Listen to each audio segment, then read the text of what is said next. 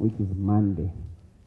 Olunaku lw'eggulo abakungu okuva mu minisitule y'eby'enjigiriza balabiseeko mu maaso g'akakiiko ka paalamenti ak'eby'enjigiriza okwanjula embalirira ya minisitule eno eya 2024-2025. Kyokka mu nsisinkano eno ababaka baatadde abakulu bano ku nninga okunnyonnyola lwaki balagidde ekitongole ekisengeka eby'ensoma mu ggwanga ekya National Curriculum Development Center okugira nga kiyimiriza enteekateeka y'okubaga eby'ensoma empya ku mutendera gwa A-level. Tugamba nti curriculum tebagikolera lunaku lumu oba ennaku bbiri. Curriculum erina okuba nga erina emitendera gyeyitamu, obuuza abasomesa, obuuza abazadde, obuuza abayizi, obuuza stakeholders bangi. Kati tulaba nti bwebanga tebagitandiseko gikola kati abaana bajja kumala senior 4 ate basigale nga tebalina kye basoma nga waliwo egyogaabo. Wabula kino abakulu bakiwakanyizza nga bagamba nti enteekateeka eno tennayimirizibwa. Of the ministry is that we have not halted the A-level curriculum. We are okay with both going on, but at the moment we do not even have money for lower secondary. Why are we jumping to something new?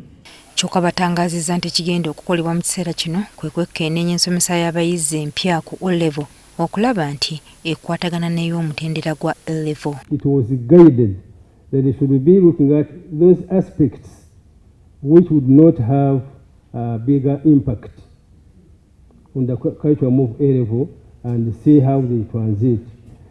Kati awo bwe tumala ekyo tuyoke tukwate ate okukyusa mu bya A-level.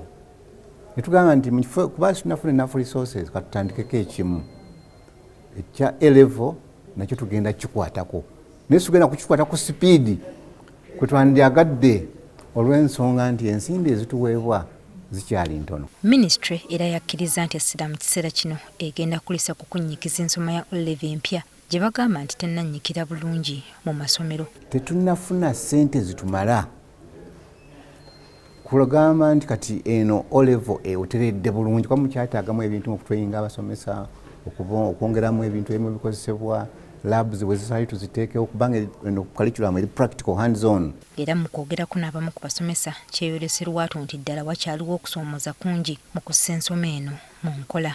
Area ya research abaana baffe babadde tebamanyi nnyo bintu bino byakwenoonyereza kusoma nga banoonya information nga bagyefunira, so research badde eri challenging. Sources n'endala tugambe ng'ebitabo bibatuwa tuli private school kati theraffe ebitabo bibatuwa oluusi bitono abaana baffe tebibamala. Kuno kussa n'okuba nti ekitongole ky'ebigezo ki UNEB tekinnalambika ngeri bayizi gye bagenda kugezesebwamu wansi w'ensoma empya. Kuba UNEB baali batusuubiza nti bajja kutuwaayo sample z'empapula by the end of third term omwaka oguwedde naye paka kati tekinnaba kukolebwa, so tukyali awo tugezesa byaffe naffe. Embeera ng'eno yeereesewo okutya mu batunuulira eby'enjigiriza mu ggwanga nga bagamba nti abayizi bagenda kutataganyizibwa. Kakati abayizi era twongera okubasaasira kubanga okusookera ddala balina okugenda mu maaso n'okusoma oba be basoma bibagasa oba tebibagasa yembeera mwe tukyali tubasaasira. Twagadde okumanya oba ddala ebisomesebwa ku mutendera gwa A-level bisobola okukwatagana era n'ebitambulira wamu n'ebisomesebwa wansi w'ensoma empya ku O-level. Ekisinga obukulu ngeri ebintu gye bisomesebwamu kye tuyita pedagogy, engeri ebintu gye bisomesebwamu neno kye tuyita new curriculum. Si new curriculum, si bipya naye engeri gye bisomesebwamu yerina okukola ki ye yakyuka oba yerina okukyuka ate ng'ekyalemye abasomesa. Kakati A-level curriculum ebisomesebwamu byo bennyini bisinga obungi tebirina nnyo makulu kubanga tebiteekateeka mwana kubeera kintu kyonna oba kubeera omuntu asobola okukola ekintu kyonna. Bw'atyo Kibuuka aliko amagezi gawadde minisitule y'ebyenjigiriza ku ngeri gy'esobola okugonjoolamu akattuko erimu mu kiseera kino. Baddeyo ku mmeeza batuule bategeere nti eggwanga terisobola kukulaakulana ng'ebyenjigiriza tebikulaakulanye. Gavumenti eve mu byobufuzi bategeere nti eggwanga lino tetusobola kubaako kye tukola ng'ebyenjigiriza tebikoleze ekyo tebiteredde.